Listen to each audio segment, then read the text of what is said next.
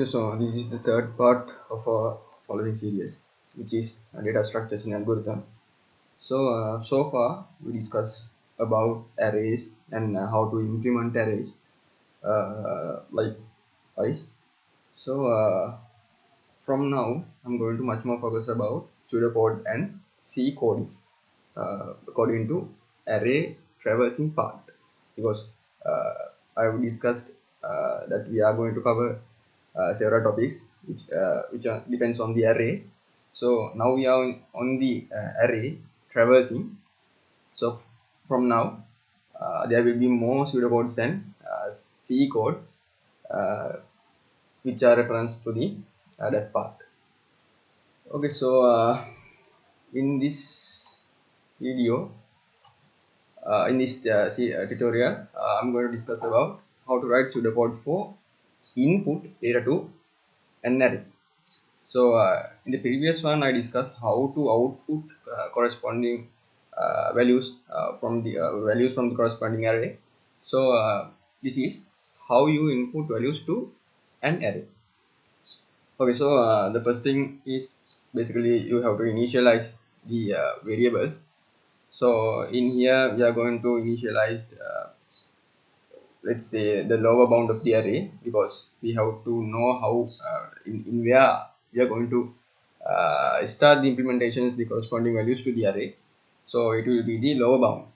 So after initializing it, we getting an output we are getting an input from the user by using the keyboard. So that value will be stored at the value variable, and this value should be well, let's say okay, so this condition is wrong, I think. This value should be greater than 0. Well, let me quickly check that. So this value should be greater than 0 in my case. Or you can use any kind of a condition for that. So just remember, now we are going to implement only positive integers to the array. So that corresponding condition should be that value should be greater than 0. Then there is a simple if condition which is checking the upper bound of the array. So first it check that upper bound is not equal to the I. So now I is the lower bound and the upper bound is 5. So 0 is less than or equal 5, which means true, because 0 is greater than 5. So this condition is true. Then we can implement another value for the array, because the space is enough. But let's think about that I has been reached to the upper bound, which means I is equal to 6 maybe, or I equal to 7 maybe, not the 5.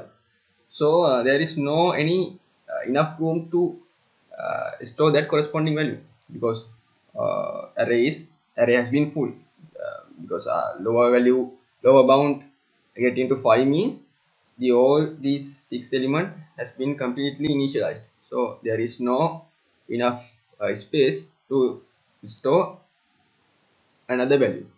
So it will be an overflow of the values, because values are not enough, because the space are not enough to space the corresponding value. So the program will be print overflow, and the program will be end, which is go to step 3 means the program will be end.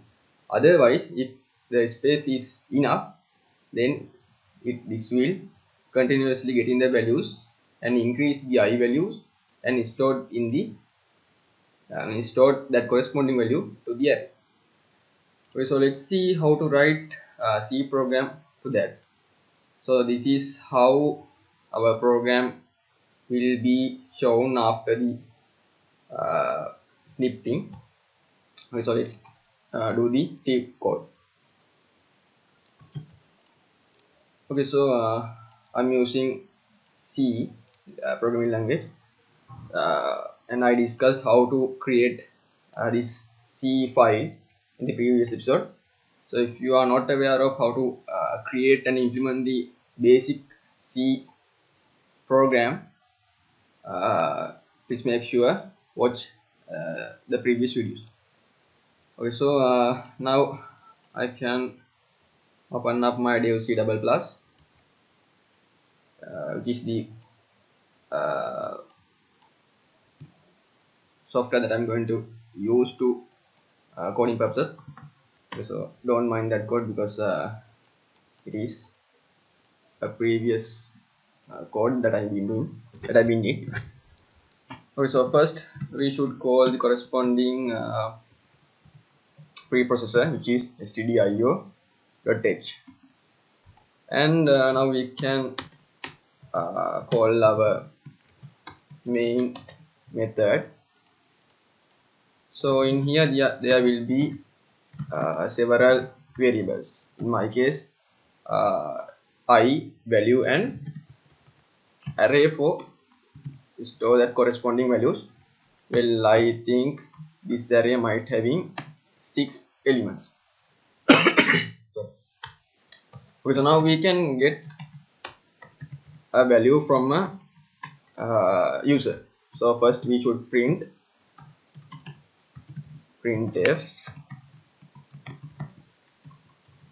let's say enter any integer, let's say positive integer,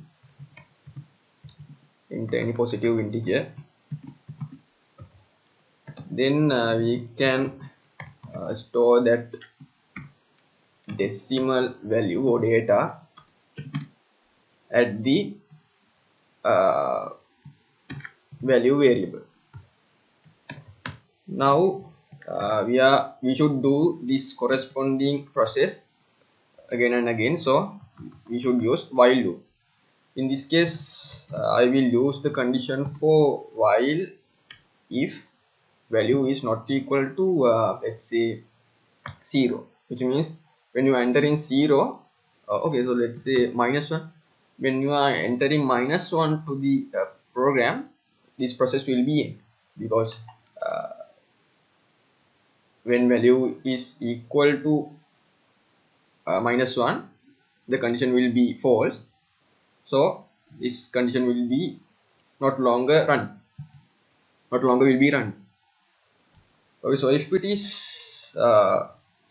not true, which means our while loop could go, so this will be check that our array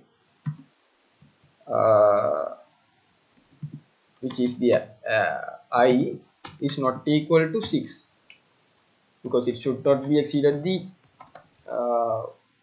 maximum space. So if it is exceeding maximum space, this will be print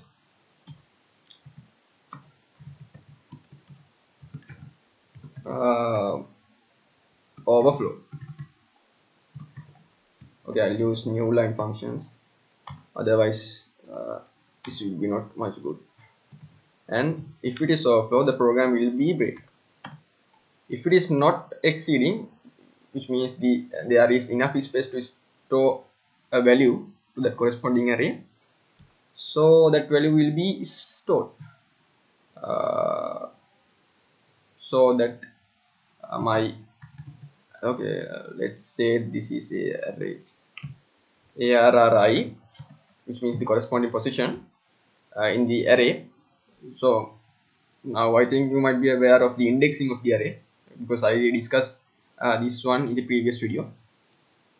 An array I, which is the value we are going to store, and after storing that we are getting another value, printf, let's say it's the same thing, enter any positive integer, and again scanning that value and putting it to the value variable, and increase the I. in order to so not necessary to increase or increases the I, because we should go to the next position of the array, otherwise this will be overwritten of the array. So this is the basic concept to input data to an array. So now actually we can check whether it is working. So now 10, maybe 2, 3, 5, and if I entered -1, the program will be stopped. So now the values are storing, but there is not showing that corresponding values because we are not implemented a particular code for that. So let's do that again also. Let's do that thing also. So I'll put the comment for here. This is the code for output, code for input integers to the array. And now I'm going to write code for output integers to the array. So it is very simple. We done this before. So in order to output the corresponding values from the from an array, you can use for loop. So now I can use these variables also. So I use I, and I should be not exceeding the upper bound, and I should be increases, and each time we should print the elements from the array. The element in, let's say, index is this value. So I and array I. So this will be printed in a new line.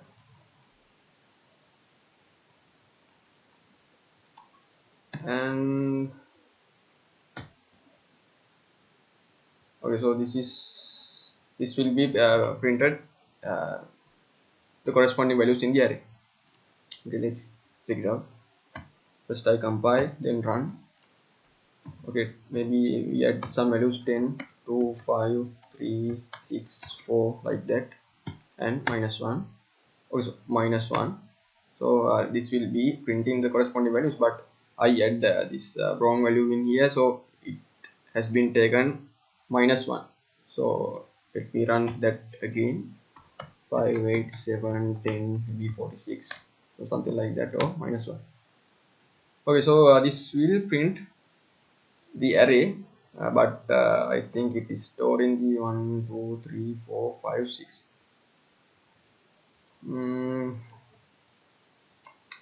So there is some issue. Value is not equal to -1. Okay, so please let me check what is that error.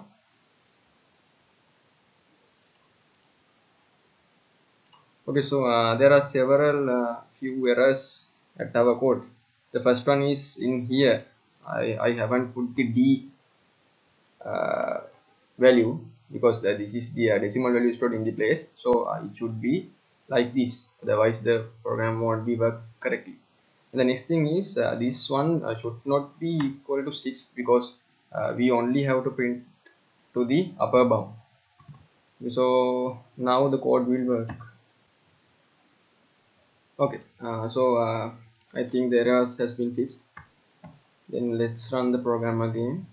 Okay, I put 1, 2, 10, and 56, and 4 maybe, and 3, and -1. Okay, so now the corresponding values has been stored on the array, and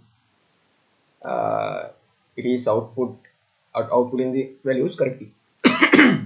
So the first value is 1, and 2, 10, 56, 4, 3, and after putting -1, the program will be ended, and printing these values.